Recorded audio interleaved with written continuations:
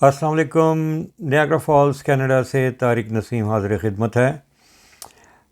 Radio कारवां के सामीन और टीवी कारवां के नाजरीन की खिदमत में आज हम जो बातचीत पेश करने जा रहे हैं ये पाकिस्तान में पोर्नोग्राफ़ी की तारीख़ का पार्ट नंबर 4 है और इसके साथ ही हम इस कन्वर्सेशन को रैप अप कर देंगे और उसके बाद जो है वो हम आपको फिर चाइल्ड पोर्नोग्राफ़ी की जो मुज़मरात हैं और उसको बनाने वाले और उसमें अशराफिया का जो किरदार है वो एक नया सिलसिला होगा। नाज़रीन, इस वक्त मैं आपको कुछ ऐसी बातें बताने जा रहा हूँ कि जो इस इंडस्ट्री को उभारने और इससे दौलत कमाने का ज़रिया बनी। ये कोई ऐसा काम नहीं था कि कोई चलता फिरता जो है वो शौक़ में आकर कोई ऐसी किस किस्म की वीडियोस बना लेता जिसको वो वायरल करके तो उससे पैसा बनाता, बल्कि ये एक इंडस्ट्री की हैसियत इख्तियार कर चुकी है।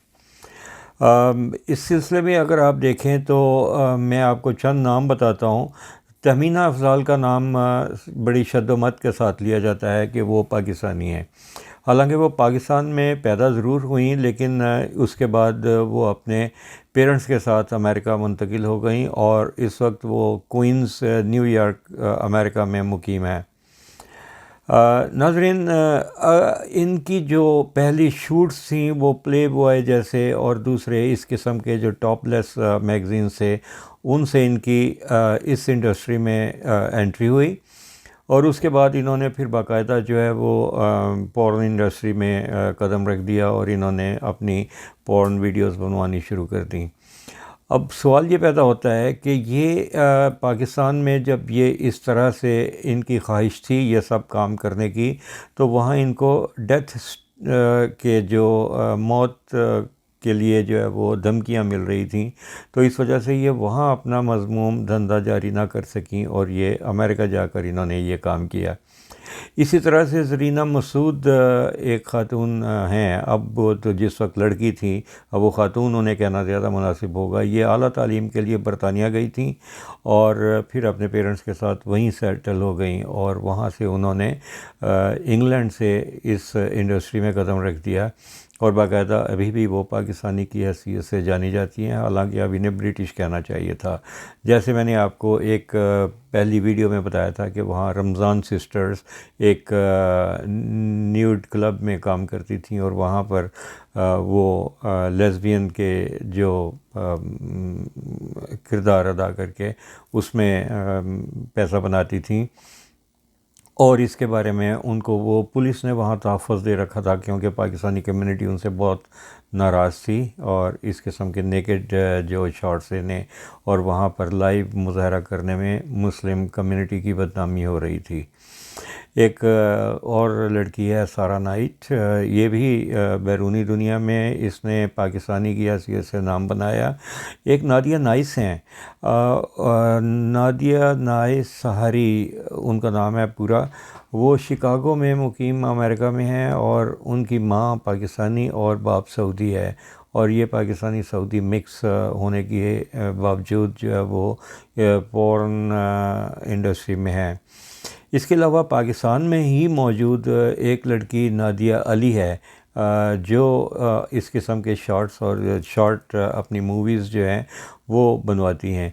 फिर एक शाज़िया हैं, ये वो लड़कियां हैं कि जो चोरी छुपे अपनी पोर्न वीडियोस बनवाती हैं और उनकी सरपरस्ती ऐसे लोग करते हैं कि जो पावर में हैं और इनको कोई हाथ नहीं लगा सकता। फिर आप अदाकारा मीरा को देख लीजिए। मीरा ने क्या किया है कि उसने अपनी कुछ होटल्स में अपनी वीडियोस बनाई और वो कैप्टन नवीद के साथ थी, उनको फिर उसने जानबूझकर सस्ती शोहरत के लिए लीक किया। एक वीडियो उसने दुबई में बनवाई, उस वीडियो को भी उसने लीक किया। एक वीडियो उसने ढाका बांग्लादेश में बनवाई, वो वीडियो भी उसने ख़ुद से लीक की। अब ये आप नहीं कह सकते कि वो मास्क वीडियोस थी और कंप्यूटर के ज़रिए से किसी का चेहरा किसी दूसरे के बदन पर लगवा के, क्योंकि जो उसमें उनकी आवाज़ें भी थी जो साफ पहचानी जा सकती थीं और जिस तरह से वो कैमरे की तरफ देखकर वो उन वीडियोस को शूट करवा रही थी वो भी पहचाना जा रहा था कि ये इनका क्या इरादा है और ये क्या कर रही हैं और ये भी मालूम हो रहा था कि ये अपनी वीडियो ख़ुद बना रही हैं।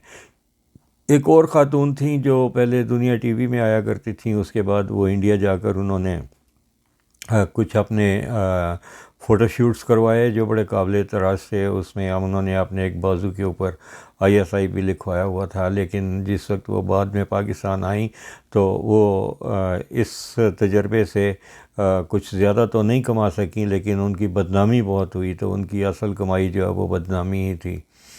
और बाद में उस खातून ने तारिक जमील साहब की खिदमत में हाज़िर होकर अपने गुनाहों का एतराफ़ किया और उन्होंने उम्रा वग़ैरह भी किया, और बहरहाल उन्होंने शराफत की ज़िंदगी इख्तियार कर ली। इस वजह से हम उनका नाम नहीं लेना चाहते।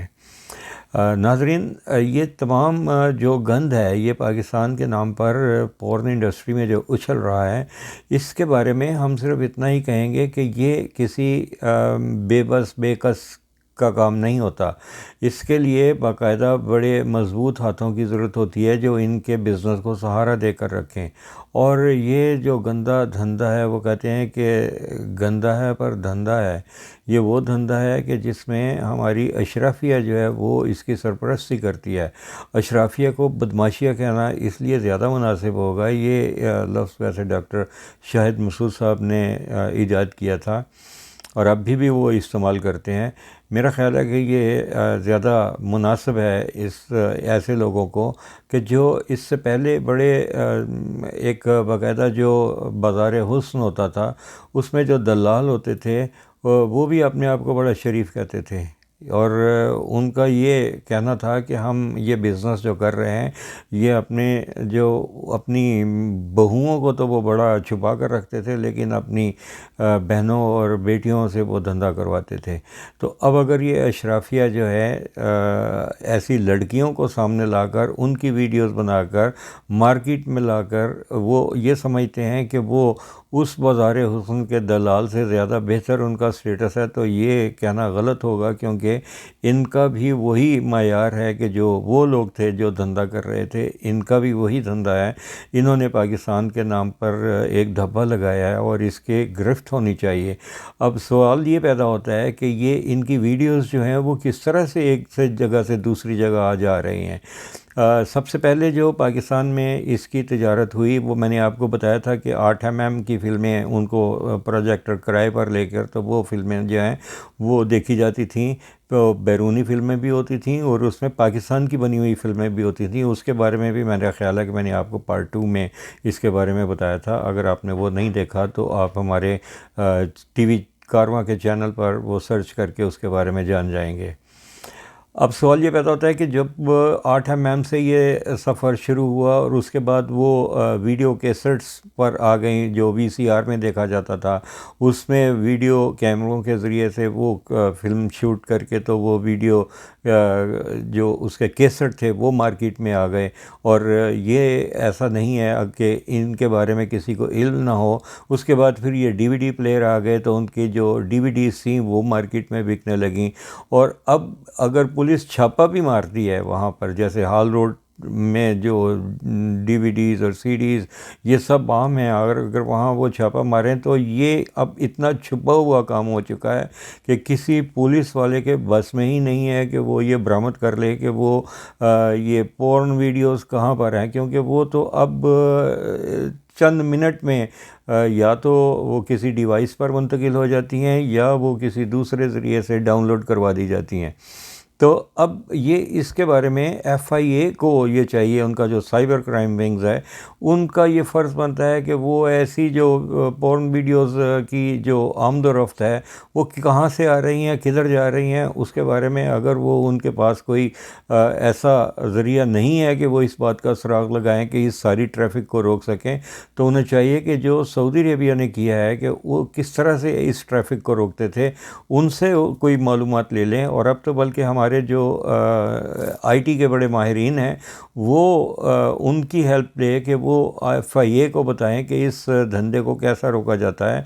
और उसके पीछे ये जो डोरियां इनकी, वो ये कहते हैं ना, तुम्हारी डोरियां तो कोई और हिला रहा है। और ये जो डोरियां, ये जो कठपुतलियां हैं ये पोर्न इंडस्ट्री की, इनके पीछे जो इनकी डोरियां कोई और हिला रहा है वो यही लोग हैं जो इस वक्त सियासत में भी हैं। हम उन लोगों के भी नाम बताएंगे कि वो वो किस तरह से चाइल्ड पोर्नोग्राफी को किस तरह से सरपरस्ती उसकी करते रहे हैं, और इनकी जो डोरियां कोई और कौन हिला रहा है, उनको अरेस्ट करने की ज़रूरत है। लेकिन अब ये देखिए कि वो लोग इतने ताकतवर हैं, ये बदमाशियाँ इतनी ताकतवर है कि आज ही मैंने ये, जिस वक्त मैं अब भी आप के साथ मुखातिब हूँ, तो मैंने आज ही ये सुना कि लाहौर में नशे में धुत एक खातून सरेआम शराब नोशी कर रही थी, और इसको जब पुलिस ने रोका तो उसने पुलिस वालों को गंदी गालियाँ भी दी और उनको थप्पड़ भी मारे। अगर इस तरह से वो कनाडा में शराब पीना कोई जुर्म नहीं समझा जाता, लेकिन सरेआम शराब नोशी फिर भी जुर्म है, और वो बंदा अरेस्ट कर लिया जाता है, और अगर वो पुलिस को थप्पड़ मारेगा तो वो गोली खाएगा। पुलिस के ऊपर हाथ उठाना तो यहाँ किसी सूरत मुमकिन ही नहीं है। कानून की हुक्मरानी है, जो कानून बन गया सो बन गया, उसके बाद आप वो कानून के साथ कोई खिलवाड़ नहीं कर सकते। ये पाकिस्तान में अगर ये कुछ हो रहा है तो ये वो लोग हैं कि जो कानून से ख़ुद को बालातर समझते हैं, यही लोग हैं कि जो हर तरह का जुर्म करके उसमें से इस तरह से निकल जाते हैं जैसे बंद मुट्ठी में से रेत फिसल जाए, या अगर आप छोटी मछली को पकड़ना चाहें तो वो आपके हाथ से फिसलती हुई निकल जाती है। अगर पुलिस पकड़े तो ये अदालतों से बरी हो जाते हैं। अगर वो इनकी बड़ी से बड़ी करप्शन पकड़ ली जाए तो ये 50 रुपए के ज़मानती बॉन्ड पर मुल्क से फ़रार हो जाते हैं। अगर इन लोगों को अगर आप हाथ नहीं डाल सकते तो फिर क्या ज़रूरत है कि यहाँ एक ख़मीनी आएगा या फिर दोबारा कोई इस किस्म का मार्शल लॉ आएगा कि जो इन लोगों को कंट्रोल कर ले। लेकिन मैंने आपको पहले भी बताया था कि ये मार्शल लाई दौर में भी ये सब कुछ होता रहा, तो फिर इसका वाली वारस कौन है कि पाकिस्तान का तो फिर अल्लाह ही हाफ़िज़ है।